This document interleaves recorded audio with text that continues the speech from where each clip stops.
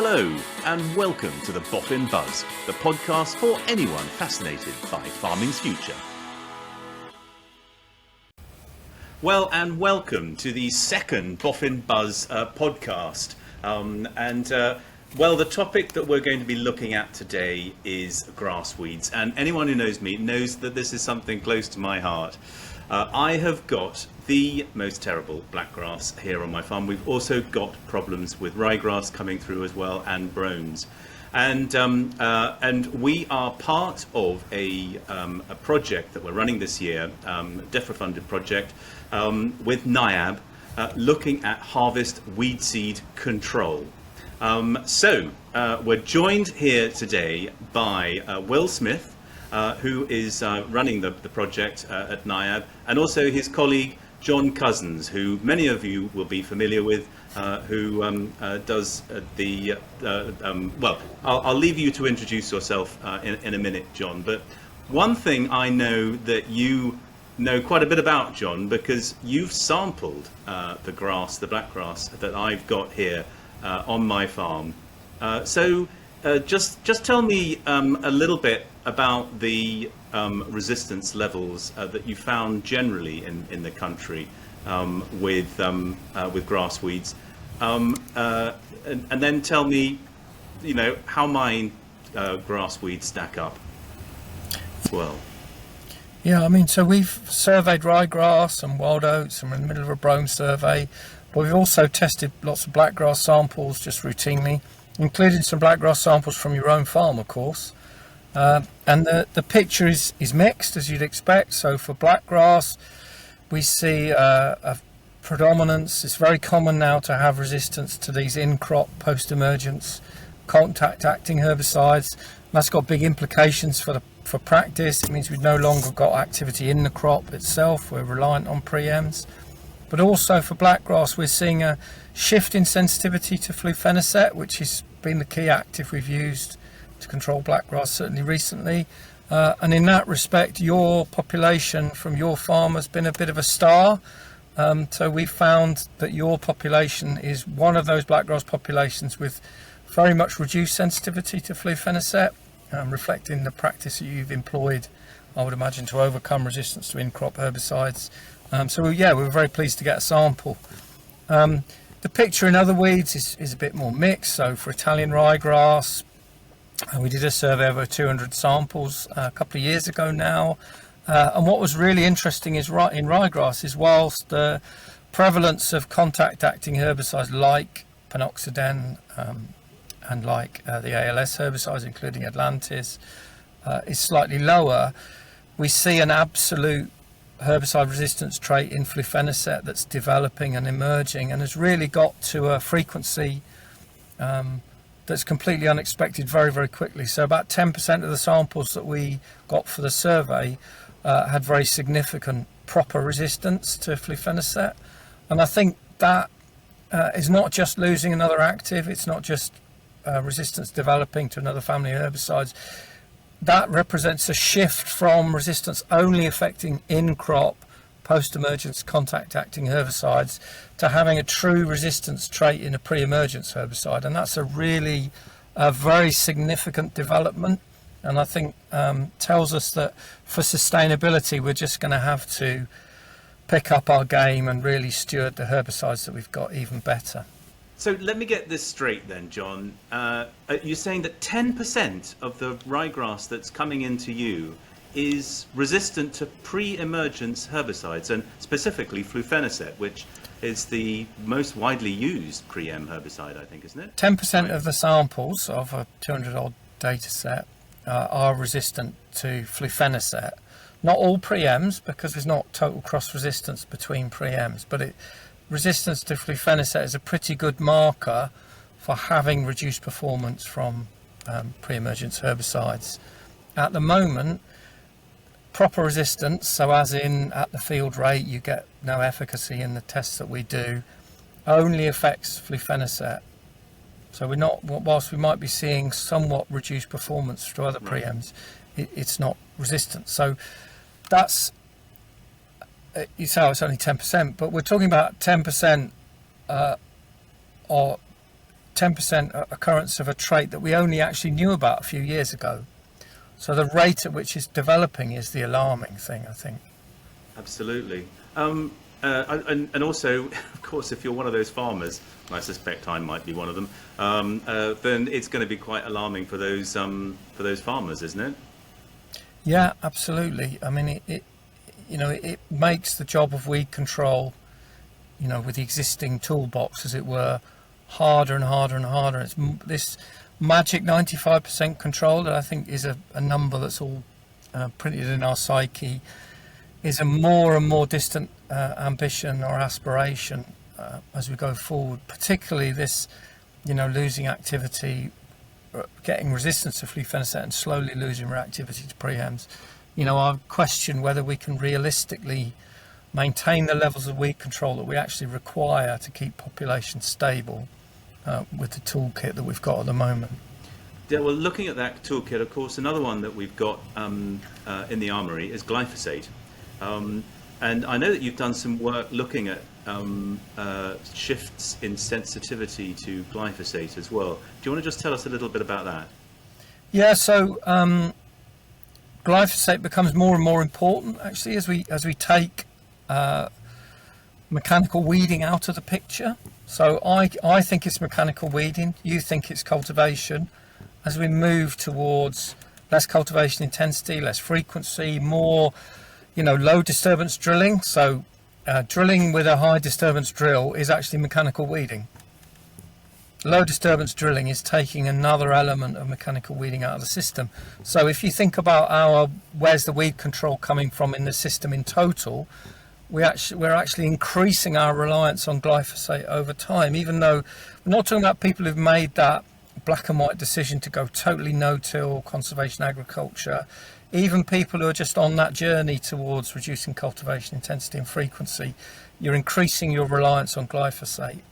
And then I think, added to that, we do have some very key species in the UK which are on the rise anyway. So I would point to Italian ryegrass very specifically, but also Vulpia. We know that some of the brome species, particularly sterile brome, is on the rise. These are all species which are risk species. I think the one that we've done most work on so far is Italian ryegrass. So with Italian ryegrass, there are global cases of absolute glyphosate resistance in Loelia multiflorum. So we have Loelia multiflorum, we don't have other ryegrasses as arable weeds particularly. There are European cases of glyphosate resistance in Loelia multiflorum in systems that look a bit like ours, that have similar crops and similar rotations. And when we test UK field weed populations, so populations that are sent to us for other testing, we find that there is a very significant difference between the most tolerant and the least tolerant. Right, so we haven't actually found resistant ryegrass here yet, but there is indications that glyphosate. What would be the advice as far as this is concerned, then, John? So there are field populations of Italian ryegrass which just survive 1.5 litres of glyphosate. So our advice is to keep the rates up. The key thing is if you see plants surviving good rates of glyphosate, to react quickly and if necessary to bring some mechanical weeding back into the system to make sure that those individuals don't set seed.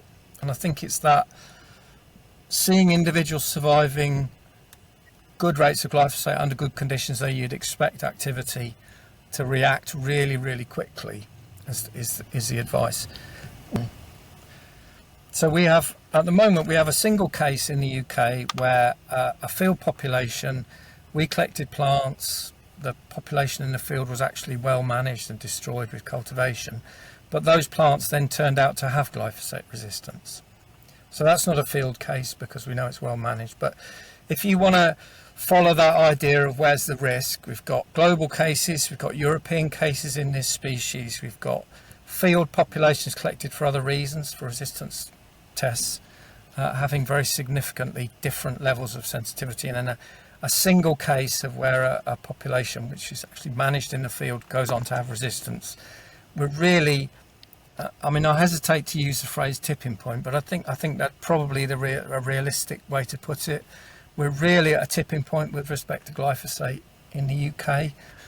It's really, really important that everyone ups their game. I think as we see an adoption of a practice which puts more pressure on glyphosate, we see an increase in the weeds, which we know are a risk. And we've got all this exemplars of changes in sensitivity, and one example of a population that goes on to have resistance. We've just got to up our game in terms of monitoring efficacy, reacting to glyphosate, because there is glyphosate resistance globally. If you Google it, you'll probably find cases in Australia where it's become a little bit more widespread.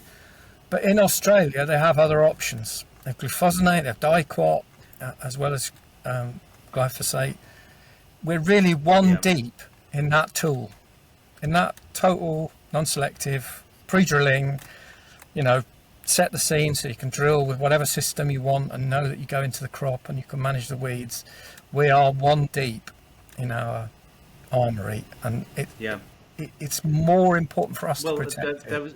So what we're looking at is trying to find different cultural methods of control. That's what we need to focus on. And Will, if I can turn to you here, I mean, one of the things that John pointed out there was the move that we have towards direct drilling, and particularly those farmers following a more regenerative practice.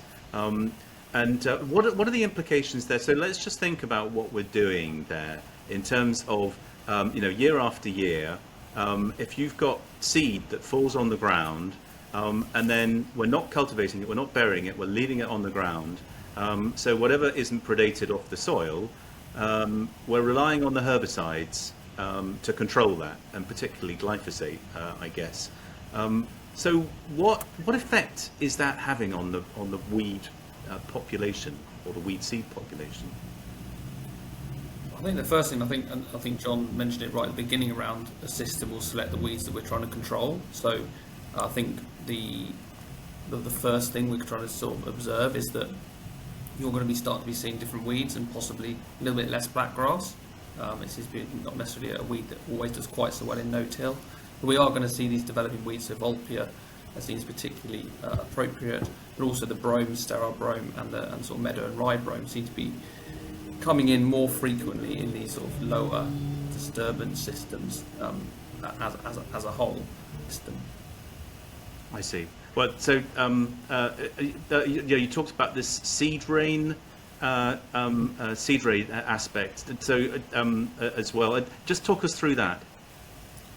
So in terms of seed rain or seed return, that is the seed that is coming from the mature plants in one crop, being dropped to the stubble, during maturity, and that might be before harvest, and it might be during harvest, as plants are cut, seeds drop into the ground. And then so the seed rain really is a process of where the seed is moving between crops. I'm glad you mentioned that, Will, because of course one of the main things that we want to talk about is harvest weed seed control. And could you just explain let me turn to you first, John, because I remember the first sort of time I really came across what we could do in this country on that was when you got in touch with me about a seed control unit that we were looking to have a look at in this country. So just sort of give me a little bit of the background of harvest weed seed control and where we are in the UK. So I think it's important to start at the beginning. So harvest weed seed control, or weed seed capture, is a very different paradigm for weed management. Okay, when we're not actually, it's not weed control per se in the crop, but herbicide. You're trying to reduce the number of weeds. The weeds are there, they escape control, but we're trying to capture any seed rain. We're trying to control the seed rain phase. So it's not sort of classic weed management, classic weed control with herbicides, reduce the number of plants, you reduce the seed return. the plants are there, they've probably survived an attempt at control early on. You let them grow through the crop, they grow through the crop, and we're trying to capture the weed seeds. So, there are a number of different approaches around weed seed capture. You can capture the seeds that go through the combine and destroy them with a mill, and that's the work that Will's pursuing. I see. So, Will, if I can turn to you, one of the aspects, of course, about harvest weed seed control is that, as I understand it, the actual tool on the back of the combine, or whatever you're using to make the seed unviable, is pretty efficient. But what we don't know is just how much is coming into the front, because obviously, in order to process it through whatever it is, the seed mill or the chaff line or whatever, it depends on how much is actually coming into the combine. So just sort of talk me through the percentages here in terms of the different control methods that you've got, and specifically the seed control unit that we're going to be focusing on today. And then also talk to me about the what's coming in the front of the combine as well.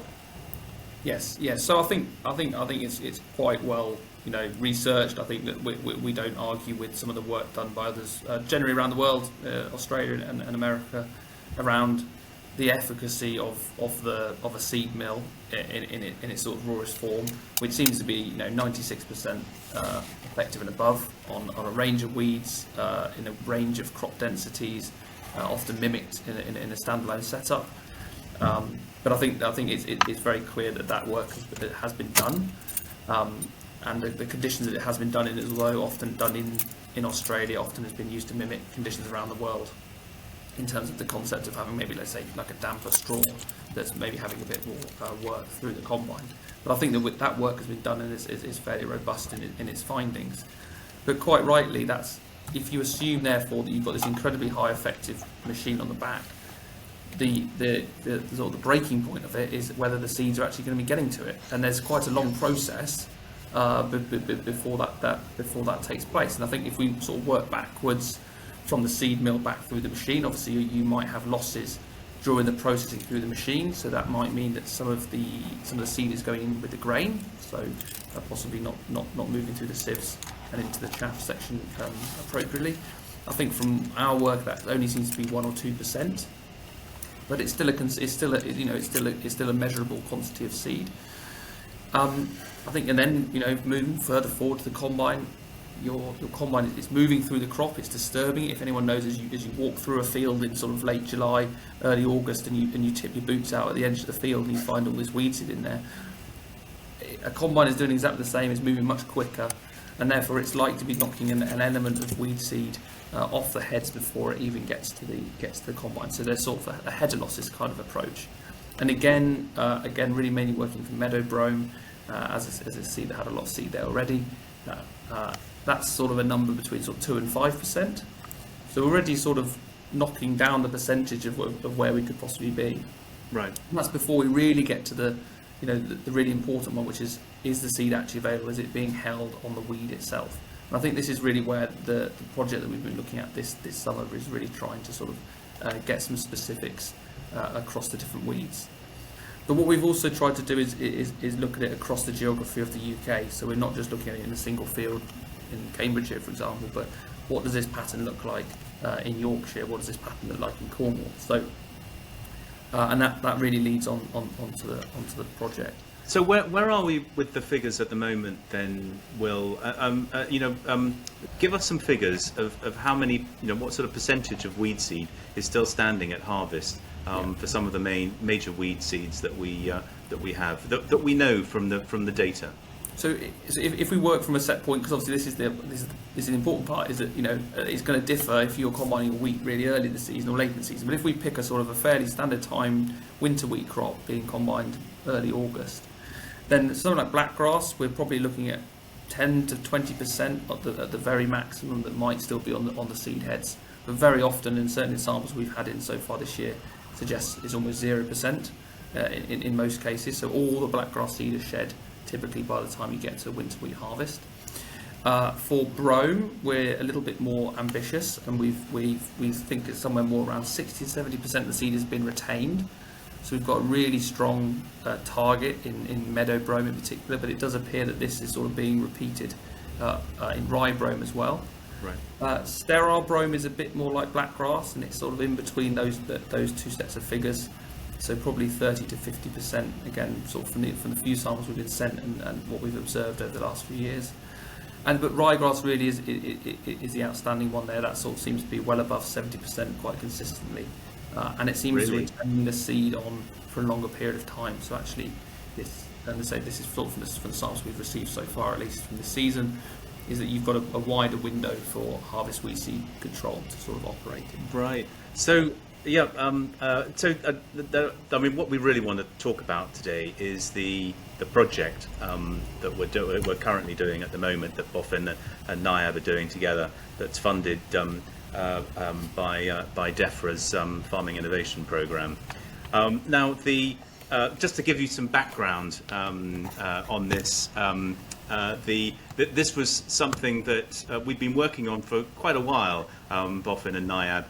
Towards this, we've been trying to get a project off the ground for quite a while. ReadyCop make one of these seed control units, and it has apparently, according to the figures, as Will says, about 96% control of what actually passes through the unit, and very successfully deployed in Australia and Canada, as well as other places around the world. Not really in Europe yet, and that is the aim of the study, to see whether we could get some test units over into the UK, onto combines, on commercial farms, and give it a whirl. Now I believe the first unit came into one of the first units came into the NIAB farm at Cambridge. Is that right? Yes, it did indeed. Yes, yeah. Got it fitted onto our case combine. I'm not going to give a number behind that because I don't. It's a 9 something. That you've now done 3 harvests with that, I think. Is that right, Will? Yes, it is. Yes, yeah. Time's flown. Yes, yeah. Three harvests with that on. So what have you found? Give us some headline figures of what you found.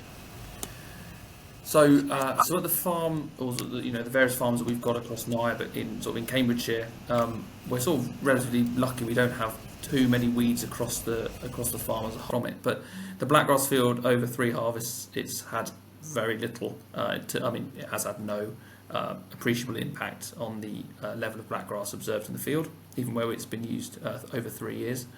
In the same strips side by side. For the meadow brome, it's a slightly different story, although it's slightly complicated by the following harvest, following the cultivations following harvest, and I think that goes all the way back to that kind of the idea of using this maybe in a no-till situation. But the numbers seem, although quite non-visual, I think we had a 43% reduction in seedlings.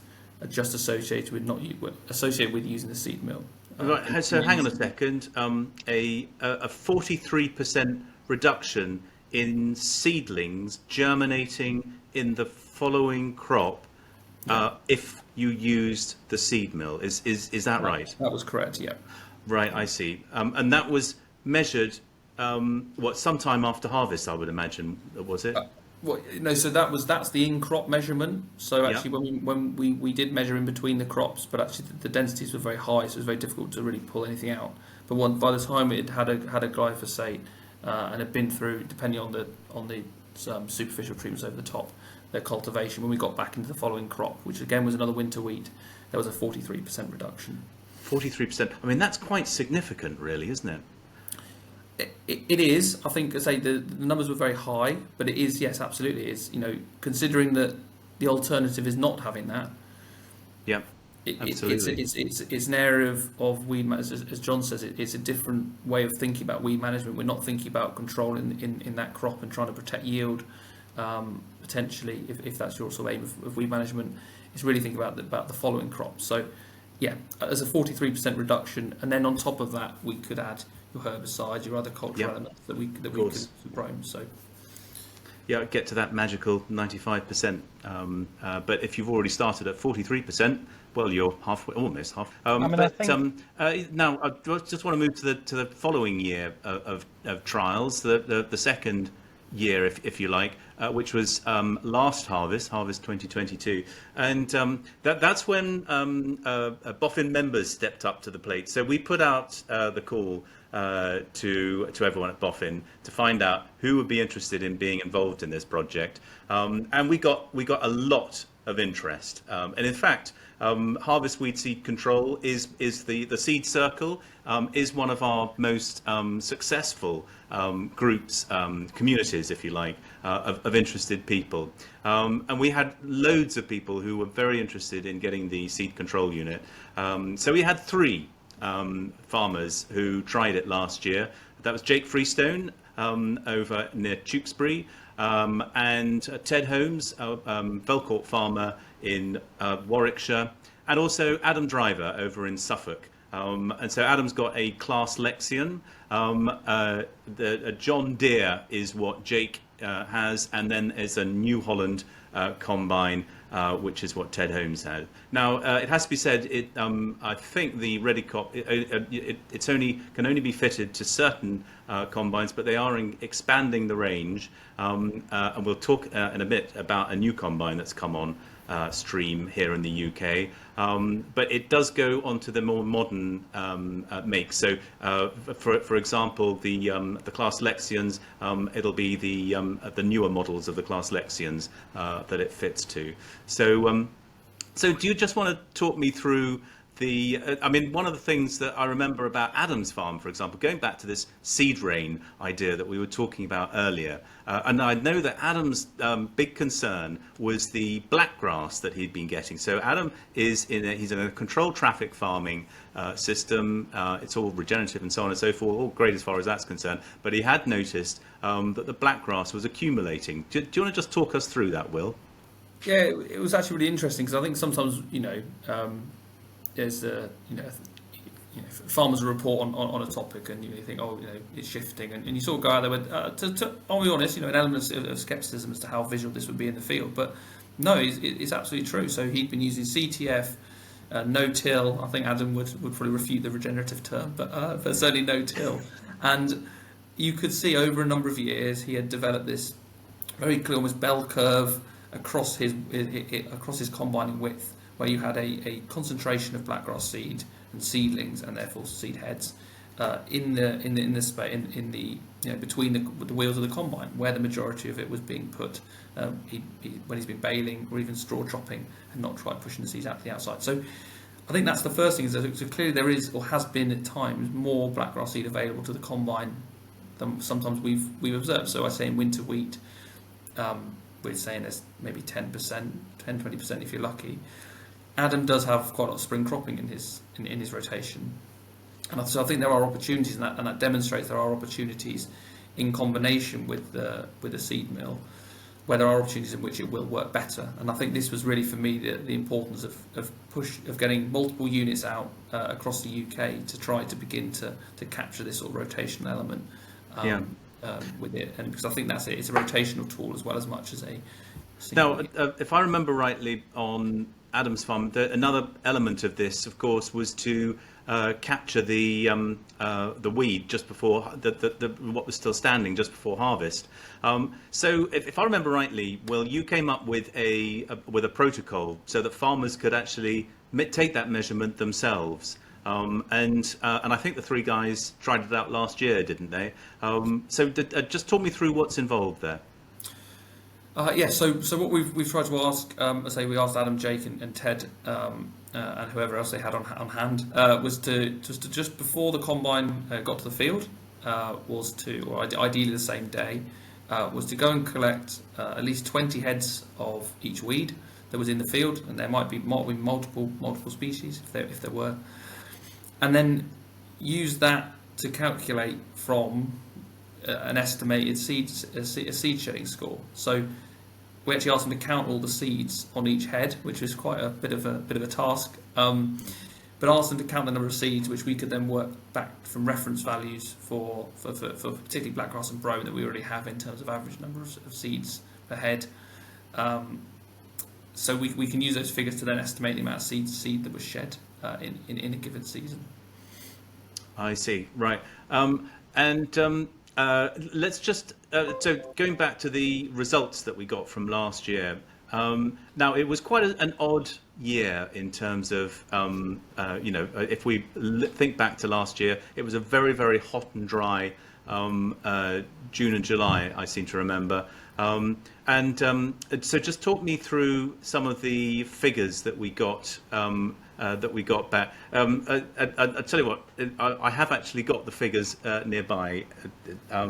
So it's the harvest weed seed control. Thank you.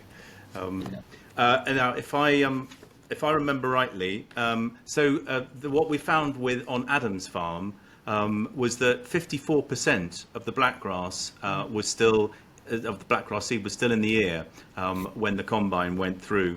The results on Ted's farm, where they were looking in spring barley, I think it was in winter barley and spring barley, it was 60% Italian ryegrass reduction in winter barley and 44% reduction in the spring barley with the SCU technology. Now, just to look at those figures again, if we look at the 54% blackgrass seed retained, so that was the figure that, from measuring it before harvest, 54% of the seed was still in the ear. That's right, I think, isn't it, Will? Yeah, I think that's right. Yes. Yeah. And then on Ted's farm, those figures that I quoted there, so that's 60% reduction in Italian ryegrass. I think that was measured after the crop, and so that was in the following germinated crop. in the following crop. Yeah. Yeah, that's right. Just talk me through those figures, because that blackgrass figure, first of all, Will, that seems extraordinarily high. Yeah, it is high. It's certainly outside the range that we would ordinarily see. I think it's something we haven't seen repeated this year. So I think in that specific example, the field was harvested relatively early. As you say, it was a hot, dry season. People could get on combining wheat. Almost in July in some places. I don't think it was quite that early, but it's the sort of figure we would more associate with something more like winter barley. And I think that the timing in which this was actually the field was combined was more around that sort of time. So in some ways it's a bit surprising in the sense that it's very high. But if you think around that as a during the period of time, over time, we're going to have the seed is going to shed. There is a time where you could harvest your crop and there is still some seed on the ear, and I think we just caught it in that year in that field, just incredibly early. Yeah. Yeah. No. So, and then looking at the other results, so 60% and 44%. Now, I believe the other aspect here is just how much viable seed we've got. Isn't that correct? Yeah, that's right. Yeah. So just to so 44% reduction in spring barley, which doesn't seem very much considering we got 60% reduction in winter barley. But the thing about the spring barley seed is that quite a lot of that seed in front of the combine, although it was there and it went through the combine, was mashed up, was actually unviable. Is that right? Yeah, that's right. So actually, you've almost got to the other end of it. The seed as a whole isn't actually viable enough to make a difference. So it doesn't matter whether you push it through a seed mill or not. It was never going to be producing viable seeds and therefore adding to that seed rain. So even though when we counted on the seed and it looked as if there's loads of seeds still on this ear, well actually it's still green and it just hasn't matured. So figure. I see. Okay, so let's move to this year and the project that we've got underway. So. Moving on from last year, the protocol that Will developed, we rolled it out to BOFIN members, and we gave BOFIN members the opportunity to take part in the study and to become seed scouts. And we made up some guidance as well. And there were 3 different protocols that farmers could follow. So, Will, do you just want to talk me through the 3 protocols that you developed for our farmers? Yeah. I mean, I think firstly, actually, what I'd like to say is I'm just really grateful for those who have engaged with the project. I've so far got over 20 samples now, so we're starting to build in. And I think as harvest sort of really to slow down, hopefully the rest of them will come in. As we sent out over 50 packs, so hopefully we'll be up at that level. So firstly, thank you to those who've taken the time. But yeah, so onto the three methodologies, and I think. Aside from the seed shedding part, I think what's really neat about this is that what BOFIN stands for is about on-farm farmer engagement in research, and this really gives farmers an opportunity to do that, but also gives us an opportunity to sort of understand the type of research, the level of research that can be delivered by farmers. So we did this, as a sort of sub-experiment by having 3 different protocols, which were increasingly onerous, I suppose, to some extent, but by onerous, but also by detailed. So you're at one end, we asked, so this was in the A, would have been a visual assessment of the weed before harvest, and give a score out of 100 in terms of the seed return, or the seed being held on the seed. And that was basically the protocol that our 3 farmers were following last year, wasn't it? That's right, yeah. So the very simplest, pick 20 seed heads. It takes maybe a couple of minutes a seed head by the time you found them and packed it up. But it's not too onerous as a task. The second, the next step was a little bit more involved, and we asked the farmers to not only do this visual score, but also to take them back to the yard, back to the office, and either, depending on the weed, either measure the length of the head. So for blackgrass, that's very quite straightforward. Measure the length of the head, and also measure the length of the seeds remaining. So you have to be quite careful with how you took the seed heads back, particularly if it's blackgrass. It can be quite fragile. And then for other species such as brome, it was a case of counting the panicles that were full of seeds. So we're just trying to get still an estimation. You're still talking about a relative value. It's not an absolute number of seeds, but a relative sort of decline in seed shedding. Now, I think on the other 2 protocols, Will, you also asked the farmers we also asked the farmers to measure them sometime before harvest as well. Yes, that's right. Yes, that's right. And that's to give that baseline position of before any seed has shed. We will try to understand how much seed is available in total as a number, and then we can then look at the relative decline in that number. And that was then really the third methodology, which is really, that's the sort of thing that we'll be repeating on all the samples back at Cambridge in the labs, and that was really trying to actually count every individual seed that was either available pre-harvest, right at the beginning, the maximum level of seed rain, and then actually the real level of seed rain, and we can take those 2 numbers. Yeah. And I have to say, Will, it was a bit of a fascinating insight into the life of a weed scientist for me. So I did that first analysis with our blackgrass, and I went out and I counted. I took 20 heads and I counted all the seeds in those heads. And it did take a very long time. It's not the most pleasurable of experiences, I can tell you. But unfortunately, and I then did the same just before harvest as well. So I hope that you've received through my samples. I was hoping to do the same with ryegrass, but unfortunately I did take the initial count, but unfortunately I didn't manage to go back into the field before the harvester went through. So apologies, you haven't got the ryegrass count, but you have got the blackgrass count. That's why I received 2 samples. I thought I was thinking when it got lost in the post, but okay. Well, that's at least cleared that up. Now, tell me, is it too early to talk results yet? I mean, obviously you haven't done the testing on the seeds, but of the samples, is there anything that you can tell us about the samples that have come back so far? If I'm honest, no, not really. I think other than the fact we've got a really nice spread. So a lot of the samples have come in from winter wheat crops, which to some extent is a bit of a shame, because I was hoping to get a bit more sort of diversity in the cropping. But on the other hand, it's really nice because we've got a really, sort of closed system. It's all in winter wheat. It closes down one more factor. But what we have got is a really nice range of sampling dates. So we have got some samples harvested in towards the end of July. and then we've got some samples that were sent in that were sort of harvested towards the end of August. So we've got a sort of a 4 to 6 week period of which we can really get a better understanding of what the seed shed is looking like in those samples. A lot of it, again, I mean, to some extent, unsurprisingly, we've got some blackgrass samples, but we've got quite a lot of Italian ryegrass samples. So it's about 50% blackgrass, and then we've got about 50% of other species, including meadow brome, Italian ryegrass, wild oats. Tell me, as far as my data was concerned, have you had a look at my data yet? I did indeed, yes. So obviously you sent in a blackgrass and a wild oat sample, and that was sort of harvested on the 17th of August. So a nice sort of fairly standard winter wheat timing. And I think, to some extent, just visually looked at a few of the samples. Again, wild oats had very few seeds remain. I think slightly more than the site over in Suffolk. So that's interesting in itself. Harvested basically the same day, but had slightly higher retention. But the blackgrass was completely shed out with no seed on there at all.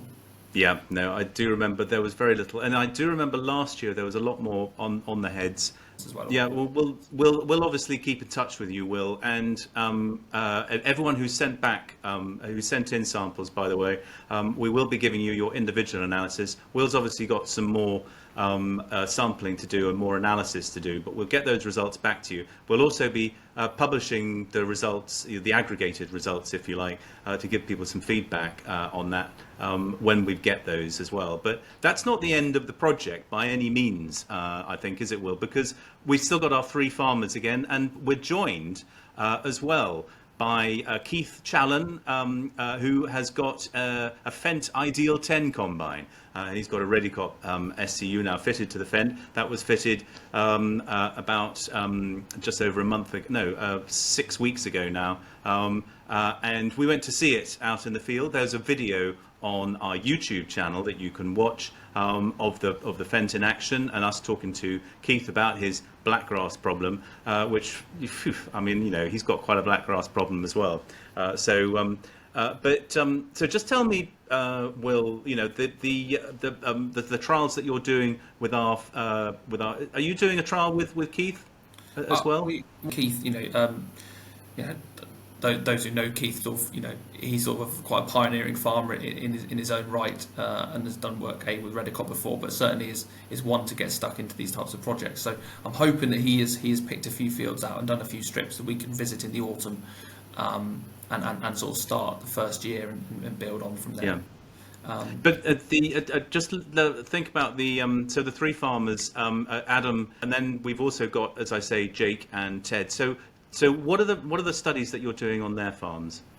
So the one that really sort of fits across all the farms is that we've picked 3 fields which they felt were particularly problematic, and have just taken, you know, very simple sort of tramline experiment of on off with the SCU on off, so several repetitions, and we've just been going back and observing the weeds that are there during the season, are there following harvest, and then again in the following autumn.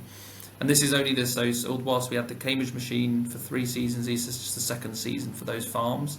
So we'll go back again in the autumn and start to hopefully sort of re-look at those exact same areas that we did for the last 2 years. So that's, you know, on the face of it, that's quite a simple experiment, but I think the really important thing is that this technology is not, as John said, it is weed control. You are preventing seed return, but there is still going to be, particularly in the case of blackgrass and ryegrass, significant levels of seeds in the soil, in the seed bank.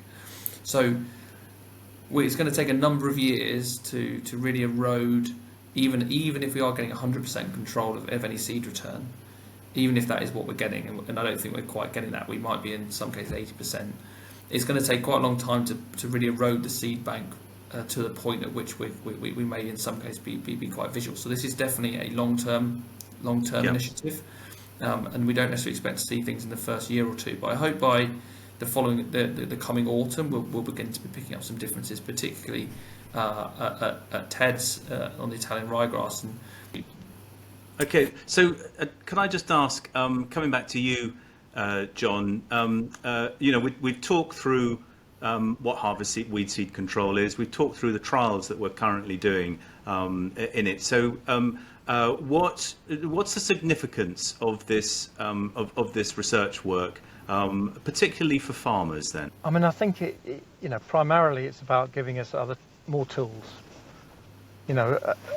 Whilst it's possible that populations of weeds can adapt to the use of technologies like trimming or harvest weed seed capture by selecting for smaller individuals or earlier individuals, by just adding another tool, which is it's not going to be the only means of control in these fields. So not dismiss it, because the easiest thing to say is, well, if we have a weed seed capture approach, then the weeds just get earlier and they get away from us. And I think in the long term, that's very much part of Will's study, to try and show that actually in the field isn't a significant problem, because there are so many different selection pressures on the weed that we don't feel that the adding weed seed capture is going to be a primary driver for selection. So, but the fundamental thing is a bit as Will has done with inter-row cultivation, is almost to benchmark, to understand baseline efficacies. And as with chemical tools to control weeds, there isn't a single herbicide for every single weed. We're likely to see different levels of efficacy for different weeds, for different rotations, and we need to get ourselves in a position, really using the enthusiasm of the early adopters, and that's what the Boffin network is very much, to create that baseline expectation of efficacy for different weeds, different scenarios, so that as the technology becomes more widely adopted, we can guide people to the most appropriate tool for their scenario. So we're not saying that every single person in the whole world should get a harvest weed seed capture device fitted to their combine. There will be use cases where it's an absolute knockout, fantastic fit. It prevents the spread of patches, which is something we're not talked about, because you're obviously capturing those weeds that are going to be spread by the combine very effectively. So for people with specific crops in different fields which are very vulnerable to weeds and they have very little weed control, it's going to be an absolute fantastic fit for those farming enterprises. For certain weeds, it's going to be an absolute fantastic tool. For other weeds, there may be different non-chemical approaches, there may be chemical approaches developing. So it's really that transition from a theoretical idea into practice. So as Will has explained very well, it's not the efficacy of the mill that we worry about, it's what is the effectiveness of this tool in practice. Yeah.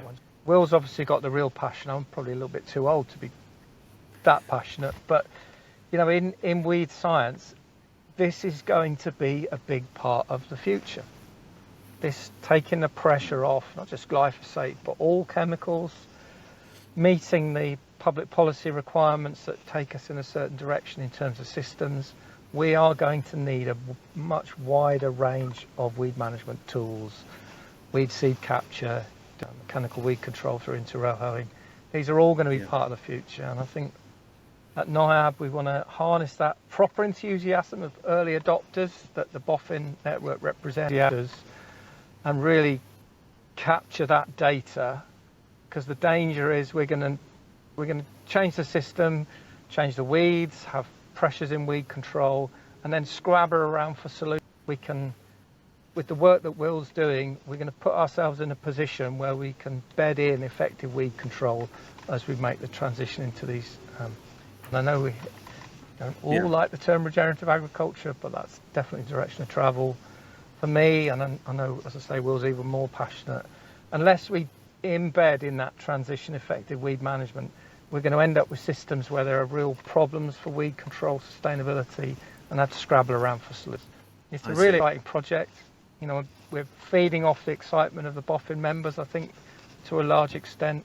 Even I, a grizzled old weed scientist who's spent way too many hours counting weed seeds, as you've found, I think it's a really exciting project. Great. Will, can I just ask, so what can farmers do to help John's given a really good sort of overview of what the science is looking to deliver there, and what you're particularly looking to do with the projects that you're involved in. So, and also he's given a great overview of how everyone in the Boffin network can be involved in this, and not just in the Boffin network. As I said, the Harvest Weed Seed Control project has been one of our most successful projects in terms of how many people it's engaged, how many people are involved in it, and everyone should should take part. Become a seed scout, follow it. We've now got a forum on the Farming Forum for you to go in there, get your views, ask questions. There are experts on there as well who can answer your questions. So, Will, my question to you is: so what are the main things that farmers can do to help with the science?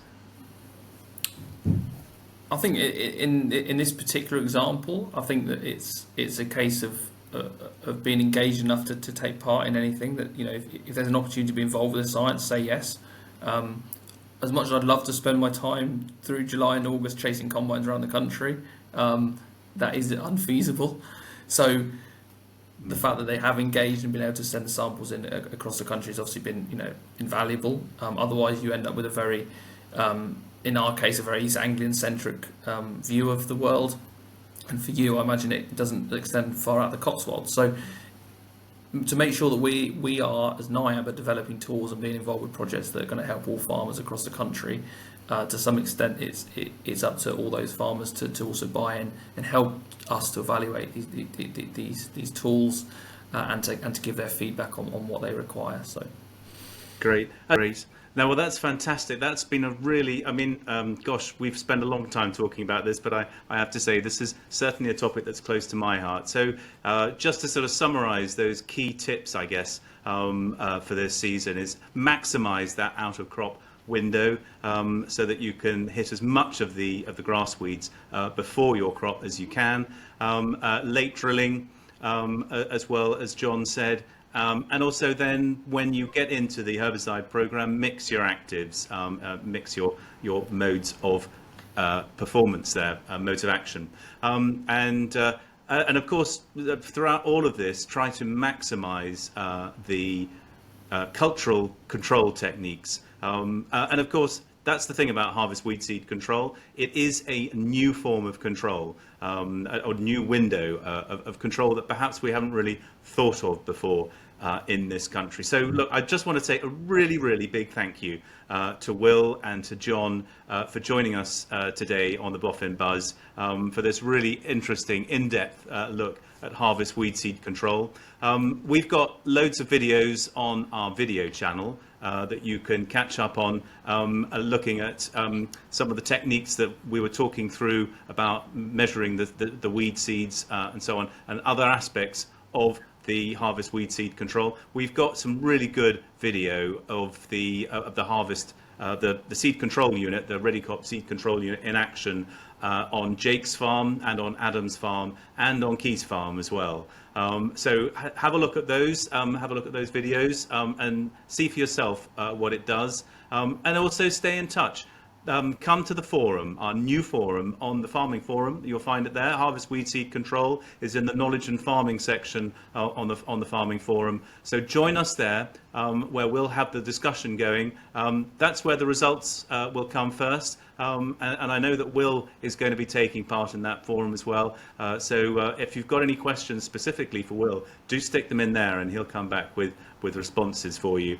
But listen. Thank you very much, both of you, John and Will, and this is where we'll leave it. So have a great autumn, and make sure you stay on top of those grass weeds. Okay, thank you very much. Goodbye.